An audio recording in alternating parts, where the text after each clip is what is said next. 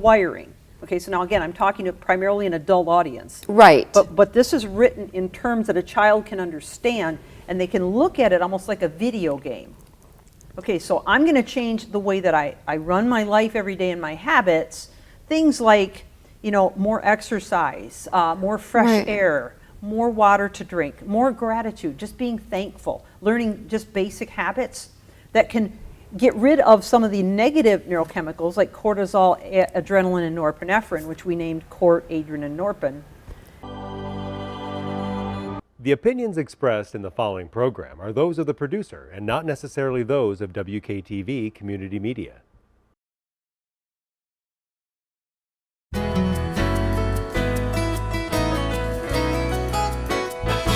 Hello, West Michigan. This is Grand Tap Media Business TV. My name is Pamela Keim, your host. The spirit of the show is to introduce West Michigan to all the businesses, nonprofits, individuals that can help us thrive in our lives. We have a great guest for you today. She is a corporate trainer, speaker, author, coach, and founder and CEO of IPV Consulting, and she is the author of Reframe and Rewire. This is the part 1 interview we did with her, and now we're going to be doing an interview with her new book geared towards children called The Machine Inside Me.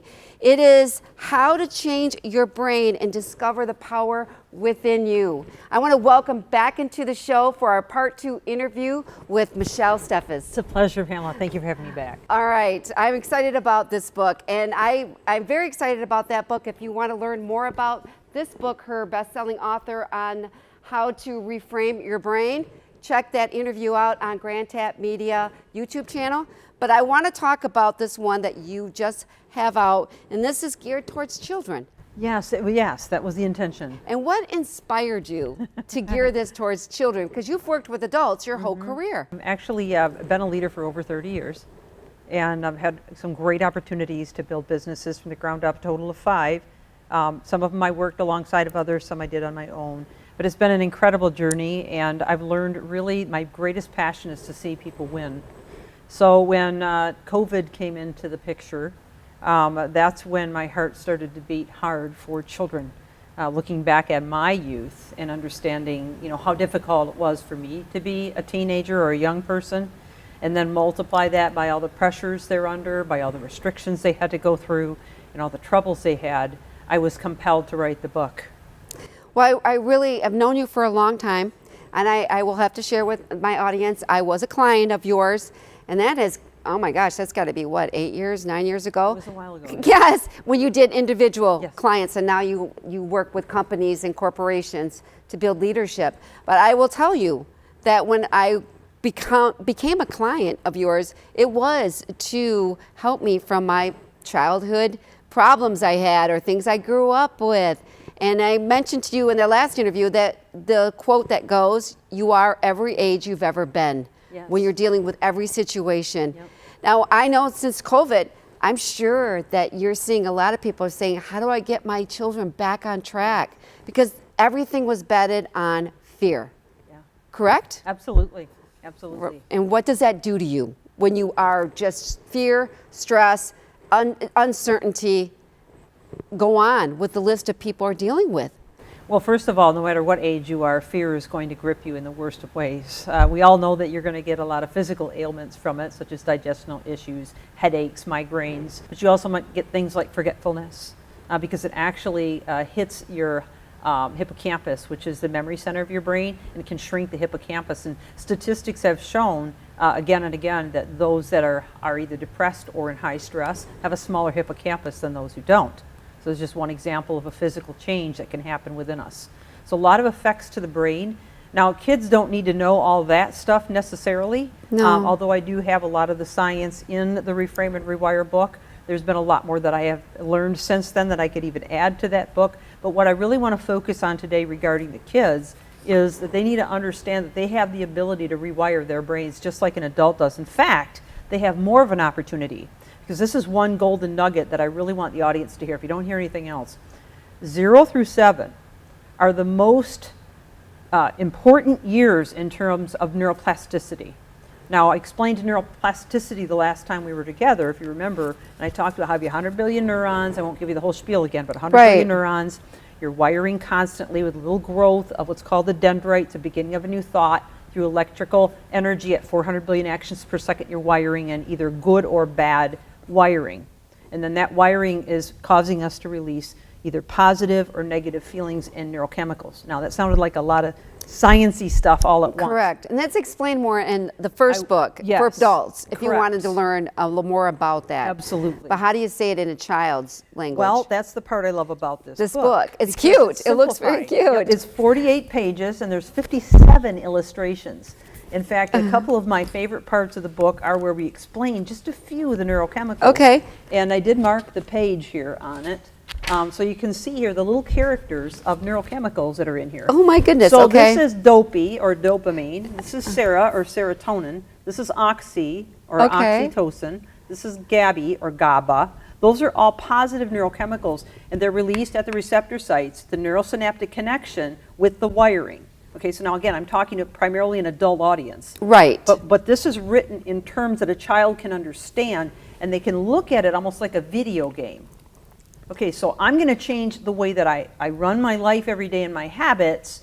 Things like, you know, more exercise, more fresh air, more water to drink, more gratitude, just being thankful, learning just basic habits that can get rid of some of the negative neurochemicals like cortisol, adrenaline, and norepinephrine, which we named cort, adrenaline, and norpin, and begin to fill in with some of the more positive neurochemicals on a daily basis. So again, breaking this down into the little things they do every day, even doing things like compassion or saying nice things or encouraging other people, are all little habits, just little bitty things they can do, and they'll begin to notice a difference in how their brain works, how well they're sleeping at night. You can see some of the symptoms are shown in terms of the negative neurochemistry, as well as the positive.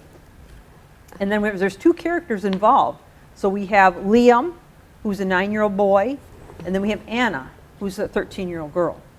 And they're having that inner self-sabotage that we had mentioned in the last one, on thinking that they're losers and they can't do anything right. Or somebody told them that and they Feeling just can't let that go. Yep, right? Feeling isolated, feeling like everybody hates them, not sure how to manage their identity, not sure how to find value in life and in what they're able to do.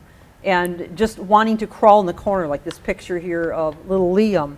You know, the teacher's calling him and he just wants to crawl under the desk. I feel like this is a wonderful book to help children that, you know, children are kind of like they don't have any power except for what they might be thinking, what they can change their thinking. And by making this, they have to live in a certain home. You don't get to choose your parents. You don't choose Culture has a lot to do with it. Your lifestyle. You know, you don't, if your parents don't have money when you're a kid, you don't have money as a kid, right? And if your parents fight, you hear, there's so many things that I grew up with that I took into my adulthood. Right, and I don't know, and it took me a while to deal with all that stuff. And today it's like almost like they want them to, I guess they're not giving the kids their own skills to look. It's a bad situation. Right. This suffering is hard. Yeah. And you're gonna have you feel trapped. They feel trapped and stuck, and they feel suffering, like they can't change it. But it's part of we have to let children know, I think a little bit, it's part of the human experience of suffering is we don't know where we're gonna suffer. This book has been endorsed by multiple people that have high credentials. Some of them are Shelley Beach. She is an ITR certified trauma support coach. She's a multiple award-winning author, speaker, consultant. Wanda Sanchez, PTSD trauma support coach. She's also won awards and is an author in a book. Jolene Philo, 30-year educator and author of Does My Child Have PTSD? She's a national speaker. Sarah Zavicki Moore, who's a LMSWCHT, author of Choosing Charity. So really, this book, and what I'm told by all these experts in the field, is that not only is the book good for kids, and it was geared towards ages 7 to 14, but I'm getting told again and again that it's great for adults too, because it's a simplified breakdown of understanding how the mind works and how we have 4 inner superpowers that no one ever teaches us how to use. What are those superpowers? Those inner superpowers, there's a whole chapter that's dedicated to it. So the first superpower is basically understanding that we have the ability to rewire and to cognitively reconstruct. So in other words, we can't be angry and grateful at the same time. It's not possible. So in the moment where you're starting to feel angry, instead reframing and thinking about what you're grateful for. Now I know that sounds maybe crazy to try and teach a child this. Right. But that's way off into chapter, 4, okay? And there's 5 chapters. So leading up to that, we walk them through with a workbook process of first understanding their feelings and emotions and why they're struggling the way that they do, and being able to sort through the feelings that are generated from that struggle, okay? And then once we get them into chapter 2, we begin to introduce them to what it means to wire the brain and have the ability to rewire the brain through reframing. So this is all written in a very easy to understand, illustrated look at the brain and inside and how it works. And I think it'd be great if you were a grandparent. Maybe you know that some of your grandchildren are going through difficult times. Maybe they're living in a situation where their parents fight a lot, or divorce, or they have financial problems. Absolutely. I think that when you have the opportunity to sit with your grandchild, you could give them that, because you have no idea what seed out of this book will help them cope with what they're dealing with at home. And you don't want to, and I understand that when I was a kid, I thought that how I lived in that area, and I lived in a very middle class lifestyle, but I thought everyone lived like that. I only knew my 3 blocks of my life. I didn't know life outside. Yeah. So when you say you have a problem, it seems bigger than life because you're only living in this world. But when I got older and saw real poverty, real suffering from people, then I thought, well, my parents never beat me, or they never, but somebody else told me maybe in school that I was poor because I lived this bracket. Yes. Is we get labeled, right? Your parents only make this much money, 6 kids, you're poor. I'm like, we are? You know what I mean? So you hear that when people, you live at the poverty line, until my parents got, but you know what I mean? Kids are putting in these categories, and I always feel bad because somebody says, but you may not, if you look at the whole world, you may be one of the richest kids. I found out later, I'm one of the richest kids in the world. Yeah, we are put in those situations, and for those that had to grow up with very difficult situations, and I believe that there's a lot of that going on today, more so. Right, with social media too. And yes, social media is very oppressive, and it generates those new thoughts and those new neural networks, if you will, the new wiring in our brain. And then as kids can learn, and this is really, all this is emotional intelligence taught through a science perspective. And everybody remembers the Magic School Bus books that were out, and they taught from a science level. Well, this is taught from a science level, things that most books don't teach. And it certainly isn't taught in school. But it's at a very practical, down-to-earth, easy to understand level where they can almost see it like a video game. Like, okay, if I think these thoughts, or I read this book, or I lay awake at night and rehash this over and over in my mind, am I inviting in Norp and Court and Adrian?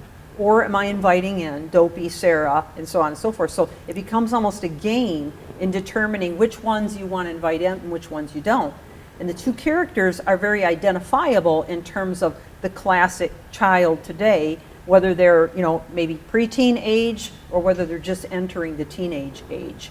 But as I said to you before, and it's been endorsed not only for kids but for adults, and I've even had people involved in treating autistic kids tell me that this book has a lot of the incorporations that they use to help autistic kids.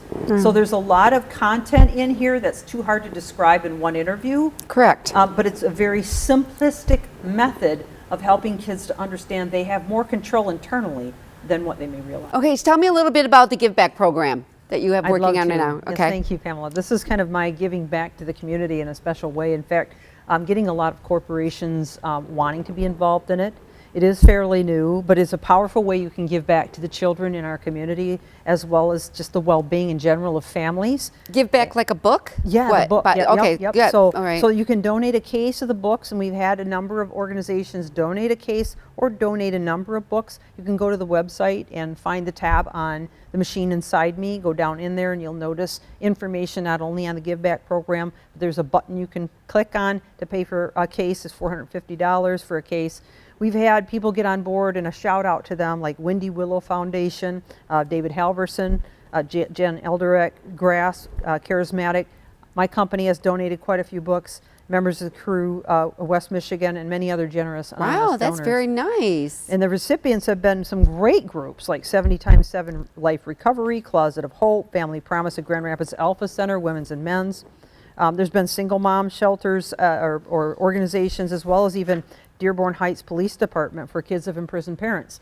So it's kind of going everywhere, and the hope is to help these kids to feel empowered and give a tool in the hands of parents, grandparents, and caregivers, and even teachers. Yeah, to maybe an help aunt or an them. uncle. Absolutely, and I'm getting a lot of nurses and doctors interested as well. I think So- it's very well. I mean, you have give them something. They may not Yeah. be able to fix the whole situation the right. child's in, but maybe when they're at their home, Yeah. they could go over this book and kind of help plant a seed Yes. Yep. that could help. Yep, and develop a plan and support them in that plan to slowly, like I say, little things every day, little changes to slowly pull out of the depression and the hurt and the anger and the upset and confusion they may be feeling from today's world. Well, I think that is wonderful, and we're going to go back to something we had in the beginning. But I did want to share a story, my own personal story when I did the 5 for 5 performance I did working with you many years ago. It really helped me figure out what I wanted to do in life, but also it helped me get along with others. And I will tell you that my family has issues, like everybody else's do. We all do. But I don't see it the way I used to. Yeah. I didn't have to go into a situation and have to, have to, I guess, I'm not even put up with it. I could see it differently. See Yes, your relatives and that's the differently. key. Perception is can't. everything. Absolutely. You can't pick your role as children learn. Yeah. You have to tell children you don't pick your parents. Yeah. You don't pick your situation and what you would do. But I would tell a child, if you were in an arena full of 1,000 people, there's only one place you belong. Yes. And that's with your family. And you're always going to belong there, no matter what you do, unless you do something really bad. But you know what I'm saying. Most likely you will be able to walk into any reunion, walk in your grandma's house, and you're part of a family. So what do you do with that, even though they're not perfect? And how do you get along with these people? Because you're not going to get that anywhere else. Right. And I would tell you, I felt that way. So whenever I go to my family parties, whatever, I'm part of the family. Yeah. This is who they are, and I'm going to be who I can be more am in that. accepting of them. Right. But I know we're speaking also to a large audience, and and there's going to be some kids that are from abusive homes. Right. And I want them to understand they can have hope too, and that's why we're getting it into some of these institutions. Right. To help these kids that may not have that family to support them. Well, I was thinking more of your average of course. person that has course. issues, but abuse is like, Yeah. it's in a whole different It is. category, Sure. and there's all kinds of stuff. All right, so talk about, let's go back to that, about what neuroplasticity. age this is good for, where you think you 7 need to to start that? 14. Okay. And the reason I use the number 7, the age 7, Okay. is because 0 through 7, your brain is your children's brain is in theta brainwave state, which is like, it's similar to hypnotism, actually almost is hypnotism, which means that basically they're just soaking in and programming everything that's been told to them. A couple of good examples would be like the tooth fairy.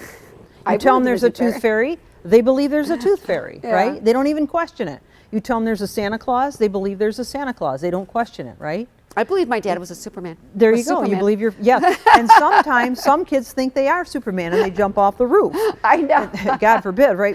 But my dad was so big, right? Exactly. You know? But my point is that kids are just soaking in, and the reason that they need that in that age bracket, that 0 through 7, is so they can build in all the networks for survival, okay? To be able to cope and function in society very well. And they've got to learn very quickly how to speak, write, read, all these things that have to be plugged in. So that's how they're designed, right?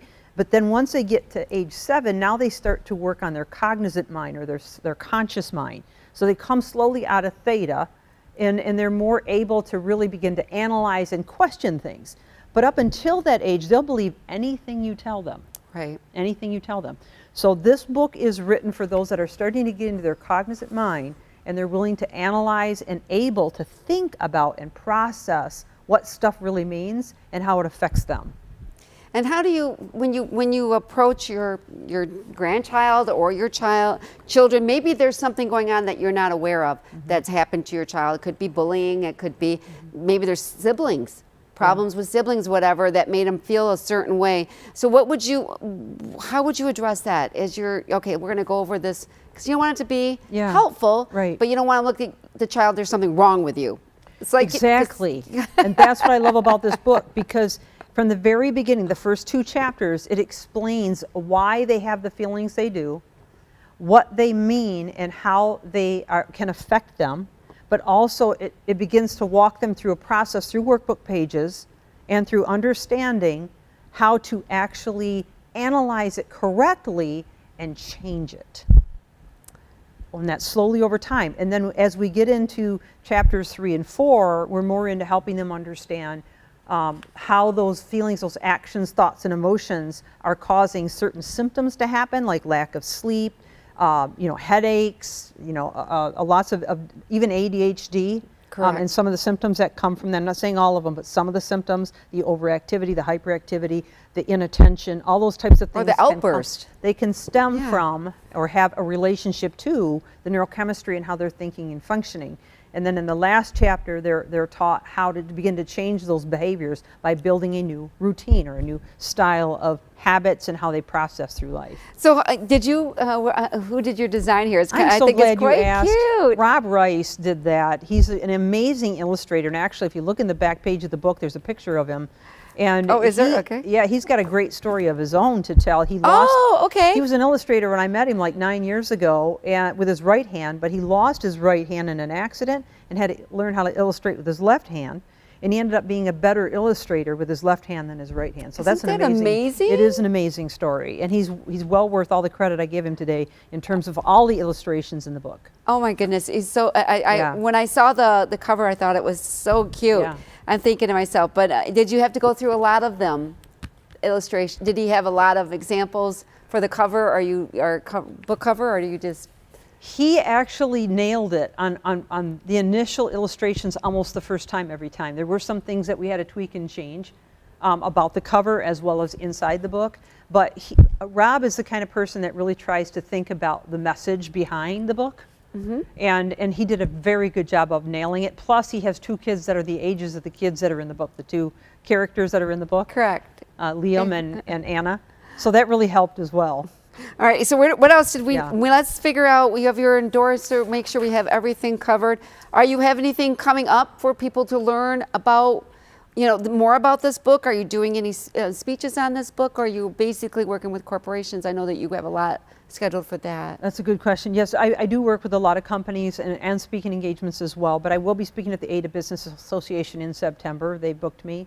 And I do occasionally do chamber events and so forth. I just finished one recently for the Connected Chamber Women. But as far as working with individuals, typically most of the individuals I work with now are executives that are from the companies that I work with. However, I have taken a couple of independent people in as a coaching assignment. Oh, you have? On occasion, yes, I will. Oh, okay. All right. And as a parent, I mean, should schools be, we're finding these in schools, our local libraries, Definitely. I want to do more with schools. The libraries I'm not really ready for yet. I don't know if that's the best place for the book, although I'd like to see it installed there. It really needs to get in there, yeah. I'd like to see it installed there, but the book is on Amazon, obviously. It's also, you can find more information on my website, as I'd mentioned earlier. But right now I am tapping into some of the colleges that take an interest in the book, as well as some other organizations that are related to my recipients and donors that are interested in talking to me more about the books. And I've got some appointments lined up right now for that. So. Oh, that's kind of exciting. So what other things have you, now I know that we covered this, your first book, Reframe and Rewire, and I have read that one, and that is an amazing book. And of course, you had all that program already throughout years of coaching and case studies are in there. Case study and this one. So what else have you heard? Have you 10,000 hours that you have in all of this stuff? So can you share anything new since everything that's happened since 2020, is there Yeah. anything that kind of popped up? I'm like, oh, because we're all dealing Yeah. with PTSD from that situation. Yeah. I will Oh, yeah. tell you. Yes, well, the newest thing that I've been studying a lot more on is the neurochemicals, but since we covered a lot of that already in terms of both books, I'd like to just talk a little bit more about the heart, because a lot of people don't know that you have actually neurons in your heart. You have 40,000 specialized neurons in your heart, and your heart, the connections between your brain and heart are greater than even the connections with the rest of your body. Your brain and your heart are constantly communicating. Okay. And one of the issues that I'm seeing, not only with kids, but with adults and especially leaders, is what's called cognitive dissonance. And a lot of people are familiar with that term, cognitive dissonance. Yeah, I hear it a lot. And my easiest definition for that is when your heart and your brain are not in agreement. So in other words, you may have a mental assent. Maybe you've taken 8 or 10 years of leadership courses. And in your head, you know how to be a leader. You know what you think you're supposed to be doing, right? Correct. But in your heart, you're questioning yourself. You're doubting yourself. You're not sure of who you are. That's cognitive dissonance. And what that causes is a lot of confusion, a lot of upset, a lot of uneasiness, stress, a feeling of anxiety, which can drive you to depression. Okay, it's very serious. So we have to learn to wire the two together. And that's what building a routine and substantiating clear habits in your life that can begin to rewire that disagreement and create more confidence, resiliency, and an ability to function in the person that you really are can do. And so don't underestimate not only the power that's in these books, but in really any book that writes about this topic. Because cognitive consonance is one of the most powerful things you can work on to help you to really become the best version of you in every possible way. Does that make sense? Yes, and Yeah. I will tell you, I wish they would have had something like this when I was young, because Yeah. we didn't talk about, you know, why you feel what you feel. And maybe it's a silly reason why you feel, but you really don't know until you really get to talk to somebody and like, where does Yeah. that thought come from, or where does that feeling? And most Yeah. kids, maybe they're having an emotional problems or acting out Yeah. in ways that is not going to be good for their future. And it could be that what they're telling themselves with social media. It's that constant inner dialogue. That's all the inner dialogue that we have is literally creating the wiring, even more so than what we hear from the outside. So we're going to believe more about what we think of ourselves than what somebody says about us. Right. And when if you've ever been around somebody that is ill-confident or insecure, you kind of feel that, right? Or somebody just, there's just something about them, it's just not right. That's somebody in cognitive dissonance. So these kids that are in school that are struggling and feeling like they don't fit in, and they're maybe ostracized or picked on or teased, typically are in a massive amount of cognitive dissonance. Correct. So the rewiring has to happen not only in the brain, but in the heart.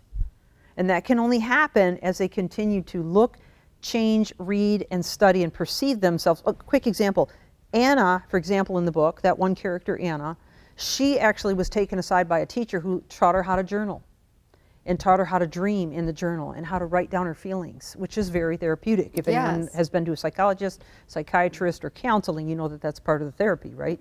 And it's what helped her to evolve out and begin to be more cognitive consonant to who she really was in her heart. And stop giving off those vibes of feeling ill-confident, right? Like you can pick on me and You I'm can weak. pick- I'm right, not, and you know, boys really strong. wouldn't come near her in the book. They really wouldn't pay attention to her Yeah. because they could tell there was something about her that wasn't right. And in the case of Liam, he had cognitive dissonance in his ability to think and perform well in school. His grades were suffering, and the teachers couldn't figure out why, and the parents couldn't figure out why. And the more that he drilled that into himself, that he couldn't think and he couldn't do math and he couldn't do reading, the worse it got, and the more it affected his health, his sleeping habits, and everything. So for him, what it took was for him to begin to pour into himself information that would change him, and his parents caught on. And of course, they helped him, they supported him in that. And as he began to listen to and read things that were more positive and believe in himself again, that's when the shift happened to him in the book.